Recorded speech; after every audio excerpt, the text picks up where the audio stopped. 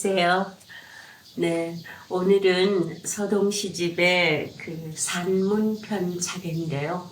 산문편이 방대해서 나중에는 조금씩 끊어서 좀 상세하게 얘기하겠지만 오늘은 좀 전체를 이렇게 한번 넘겨가면서 훑어보는 시간으로 생각을 하겠습니다.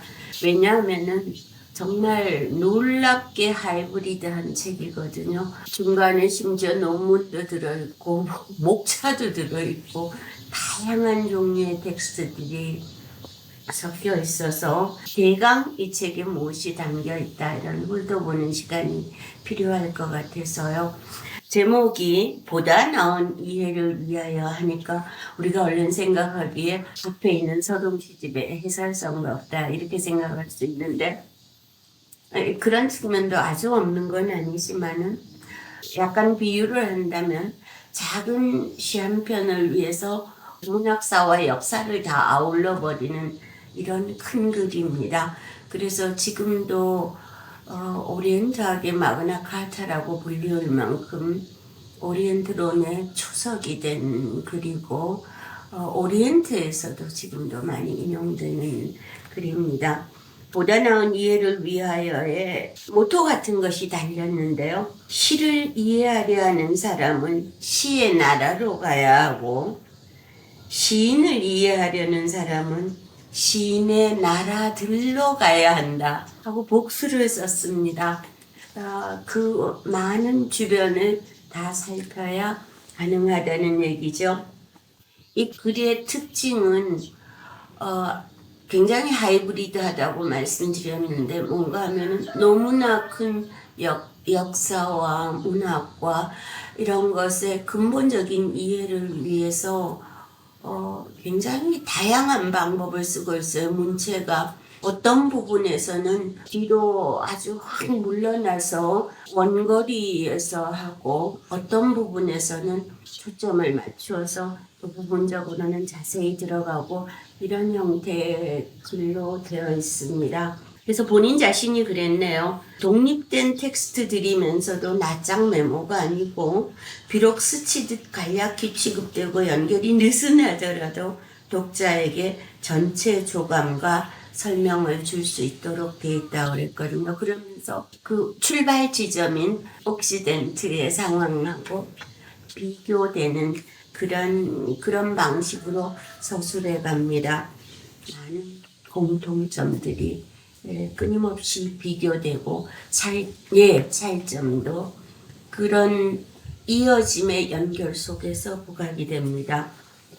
그래서 제일 처음에 히브리인이 나오고 그 다음에 아라비아인들이 나오는데요. 그리고는 바로 고대 페르시아인들 이야기가 나오고요. 통치 형태가 나오고 역사가 나와요. 그래서 이 다름이 구체적으로 통치와 역사를 통해서 어떻게 더 확고해졌는가의 동서의 다름이 그런 것을 조금 주목한 다음에 지금까지도 이슬람 세계의 결정적인 마호멧의 이야기가 나오고 마호멧을 잇는 칼리프의 이야기가 나옵니다.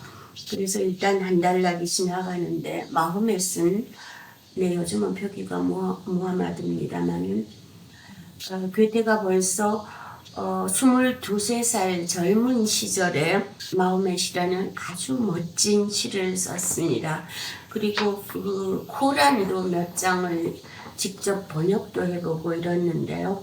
그리고 마호멧의 드라마도 좀 만들어 보려고 그랬는데 완성되지는 못하고 단편으로 남아 있습니다. 아무튼 그런 젊은 날부터 이어져 온 관심이 몇십 년을 지나서 여기서 방대하게 집대성됐는데요. 그 마호멧과 칼리프 제도까지 가서 잠깐 쉬고 약간 브릿지 계속 끌어가는 말이 있은 다음 그 이후에 사람들을 조금 얘기를 한 다음에는 시인왕이라는 아라비아의 독특한 제도를 이야기합니다.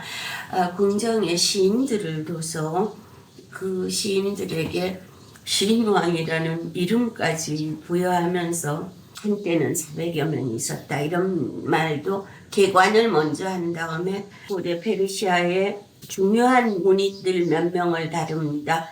피르다오시, 안와리, 니자미, 잘랄레딘, 루미, 사디, 하피스, 자믹. 예, 이렇게 낯선 시인들을 쭉 소개하고는 다시 한번 교감을 달아줘요. 그 사람들을 다시 간단히 소개를 한 다음에 이 사람들을 짚어보는 것으로서 페르시아 시예술의 500년을 감히 그려냈다고 얘기를 합니다. 그런데 그 조합이 너무나 정교해서 정말 역사적인 조감이 되는 이런 글이고요. 왜 오리엔트 시에서는 우화가 많이 나오고 드라마는 없는가, 뭐 이런 것들도 정치 체제와 역사와 연결시켜서 설명을 하고 있습니다. 그러면서도 페르시아 어떤 이런 것들을 봤을 때 너무 전제정이 두드러져 보여서 전제정을 좀 살펴봅니다. 구투라고 그러죠. 정말 오체투지를 3번씩이나 해서 그 황제에게 인사를 한다든지 이런 것하고 우상을 숭배하지 마라, 절하지 마라. 이것하고가 너무나 다른 건데 그런 절대복종의 형태들이 문학에는 어떤 형식으로 어떤 식으로 나타났는가 이런 것을 부각시키면서 오리엔트를 이해하게끔 하는 이야기들이 계속 이어집니다. 오리엔트 문학은 이렇다 하지 않고 이런 역사적 배경에서 이런 뿌리에서 이런 차이가 생겨났지만 그럼에도 불구하고 또 어떤 보편적인 공통점이 있다는 얘기를 하면서 오리엔트 문학에 다가가는 기초들을 만들고 오리엔트 시의 원 요소들 이렇게 들어가면서 조금 더 본격적으로 비유해서 이렇게 해서 문학으로 차츰 들어갑니다. 꽃과 기호의 교환이라는 또 낯선 것을 하나 얘기를 해줘요. 그래서 문학의 형식을 얘기하면서도 우리 이 작은 일상에서의 생활과 연결을 시켜서 시작을 하고 암호 편지 얘기도 나옵니다. 이 서동시집의 제일 말미에 괴테와 마리아네가 주고받은 암호 편지가 있는데 이건 뭔가 하면은 두 사람이 하피스의 아주 두꺼운 책입니다. 하피스의 시집 디반, 하피스의 디반을 읽고 몇 쪽에 몇 행 요렇게만 써보냈어요. 그러니까 하피스의 시에 나오는 단어 요렇게 모아서 자기가 하고 싶은 말을 전합니다. 그런데 이 수수께끼 같은 편지들이 하나를 샘플로 괴테 자신이 풀어줬어요. 오리엔트적인 요소도 들어가면서 생활의 요소도 들어가면서 또 서동시집에 있는 이해가 안 되는 부분들 같은 것을 밝혀주기도 합니다. 그러면서 그 다음에 본격적으로 앞으로 출간될 서동시집에 대해서 또 상당 부분을 할애를 했어요. 지금 이 시집이 서동시집이 너무도 낯설기 때문에 서동시집에 이번에는 정말 보다 나온 이해를 위해서네요. 그래서 전체 서동시집을 자기가 한번 안내를 해주고요. 요약해서 참 하이브리드합니다. 서동시집 안내를 하고 그 다음 나오는 것이 구약 성서적 요소입니다. 오리엔트와 성서적인 어떤 원초적인 장소와의 공통되는 점을 다시 짚어가면서 그 다음에는 엄청난 논문이 하나 첨부되어 있습니다. 사막의 이스라엘이라는 논문인데요. 상당한 분량입니다. 20페이지가 넘는 분량인데요. 이 논문을 통해서 이스라엘 백성들이 이집트를 떠나서 광야를 40년을 헤맸다고 그러는데 그때가 그 사막을 가볼 것은 아닙니다. 그런데 너무나 그 많은 논증을 해가면서 그 지점들을 다 두루 살펴보면은 이스라엘인들이 40년을 거기서는 도저히 헤맬 수가 없다. 40이라는 숫자는 그 어떤 인고의 숫자일, 상징적인 숫자일 뿐이고, 사실 사막을 헤맨 것은 2년 미만에 불과하다라는 결론을 논문에서 냅니다.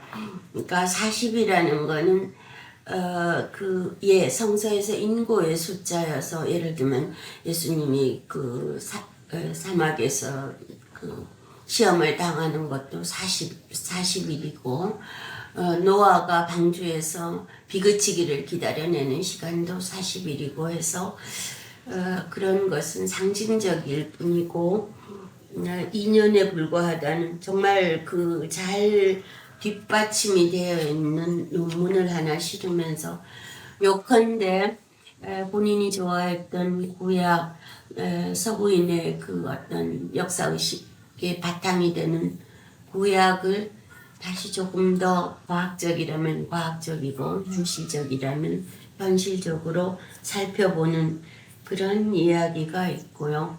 그 다음에는 그 다시 상세한 보조 자료에서 근대 연구들을 좀 집어넣으면서 본인의 그 연구를 논문을 놓고 근대 책들을 동시대에 나온 연구서들을 좀 언급하면서 성지순례와 십자군 전쟁에서 비롯됐던 동서교섭의 역사를 아우릅니다. 그래서 마르코 폴로부터 시작해서 요하네스 본 몬테빌라, 피에트로 델라 발레, 우리에게 익숙한 사람도 있고 익숙하지 않은 사람도 있습니다. 피에트라 델라 발레라는 사람은 우리에게는 매우 낯선 사람인데, 이 사람의 이야기는 또 이만큼을 엄청나게 많은 페이지를 할애를 해서, 근데 할애를 할 수밖에 없습니다. 정말 그 인생 이력이 재미난데, 그 사람이 오리엔트로 가서 걸었던 방대한 여정을 아주 재미난 동화처럼, 옛날 이야기처럼 들려주고, 그 다음에는 동시대의 오리엔트 연구가들의 연구를 올레아리우스, 타베르니어, 샤르댕, 또 그리고 최근년의 여행자들 해서, 아무튼 오리엔트를 여행하면서 문물을 날라온 사람들을 다루고, 그 다음에는 연구자들을 본격적으로 다룹니다. 오리엔트 연구의 그 중요한 인물들을 다루고 그들의 연구를 또 짚어가면서, 괴테가 가장 많이 참조했던 폰하머의 글까지 오리엔트의 보물광맥이라는 책을 쓴 사람인데요. 그래서 그 가장 최근의 연구까지 다 섭렵을 한 다음에, 그 다음에 특이한 게 나옵니다. 번역론이 나옵니다. 괴테의 번역론이 나오는데, 학자들의 글을 읽다 보니까 번역의 문제를 또 생각하게 된 것 같고, 여기 번역론은 5쪽입니다만은 가득 찬 5쪽도 아닙니다. 얼마 안 되는 글인데 사실 많이 이야기되는 번역론입니다. 번역에 대한 이론으로. 그 다음에는 최종 마무리라고 그러는데, 최종 마무리가 금방 끝나지는 않습니다. 그 많은 것을 살펴보았는데요. 바로 동시대, 괴테의 시대를 살펴보는 거예요. 오리엔트 문학의 특성, 역사 다 봤는데 지금은 어떤가. 그래가지고 괴테가 글쓰기 4년 전쯤에 페테르부르크로 파견될 페르시아 공사가 황제의 위임을 받았을 때 그 황제비가 러시아 황제비에게 써보낸 편지글, 이런 것을 살펴봅니다. 그 얘기는 지금까지 서술한 모든 것이 그저 역사적인 옛날 이야기가 아니고 지금에도 적용되고 있는 유효한 요소이다, 이런 얘기를 한 다음에, 세상에 페르시아어와 독일어를 이렇게 나란히, 우리 번역에 난 글입니다만, 나란히 적어서 페르시아 공사가 파견될 때 써가는 글 이런 것을 실물을 좀 보여주면서 지금까지 서술된 것들의 현재성을 강조를 합니다. 그러고도 또 끝나지가 않아요. 마무리가 긴데. 그리고도 또 재검토에 들어가서 최종적으로 다시 한번 살펴봅니다. 전체를 다시 한번 살펴보고 그 다음엔 색인을 만들었어요. 색인이 편집자가 붙인 게 아니고 베테가 직접 색인을 만듭니다. 이 낯설기 때문에 알파벳 순으로 본인이 색인을 만들어서 사람들이 좀 찾아볼 수 있게 매우 낯선 분야이므로 그래서 비교적 상세한 색인이 붙어 있고요. 그럼 색인이면 책이 끝나야 되는데 또 있어요. 마지막에 또 시 2편이 첨가됩니다. 최종 마무리처럼 한 편은 당대 오리엔트 연구가에게 보내는 시로 돼 있고, 그러니까 사시에게 책을 보내면서 우리의 명인에게로 가거라, 징표가 되거라 이렇게 얘기를 하면서 여기에 시작에 여기 끝에 있는 이 동해 서해 알파와 오메가가 이렇게 썼어요. 그런데 페르시아어로도 써서 독일어로 쓸 때는 왼쪽에서 오른쪽으로 쓰지만 페르시아어는 다시 오른쪽에서 왼쪽으로 써가는 글이라 서로 방향이 다른 두 글을 놓으면서 여기에 동해 서해 알파와 오메가가 있다 이렇게 이런 재미난 혼시를 쓰고 가장 마지막에는요 이렇게 쓰네요. 우리는 이제 좋은 충고를 말하였느니 우리의 많은 나날을 거기에 바쳤노라. 우리라는 건 나겠죠. 듣는 이들 귀에 거슬릴지도 모르겠으나 사신의 의무는 전하는 것 전했으니 족하다. 본인도 지금 사신이죠. 저 낯선 페르시아의 역사와 문학을 그리고 지금 그것을 소재로 한 자신의 소동시집을 이 낯설기 이를 데 없는 것을 전하면서 이 많은 연구를 덧붙이고 최종 마지막 말은 사신의 의무는 전하는 것. 그래서 본인은 전했고 전했으니 족하다 이렇게 마무리를 했습니다. 아무튼 하이브리드 하기가 이를 데 없는 텍스트인데요.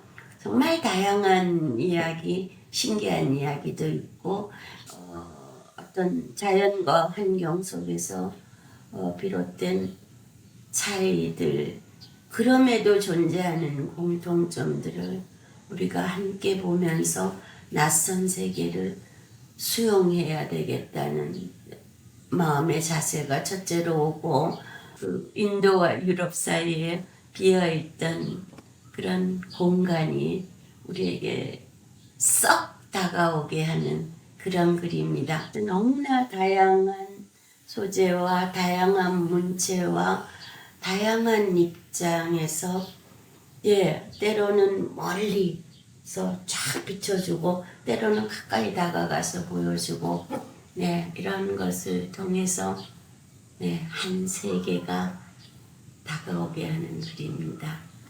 서동시집의 이 산문편은요. 나중에 조금씩 차근히 읽어보지요. 고맙습니다.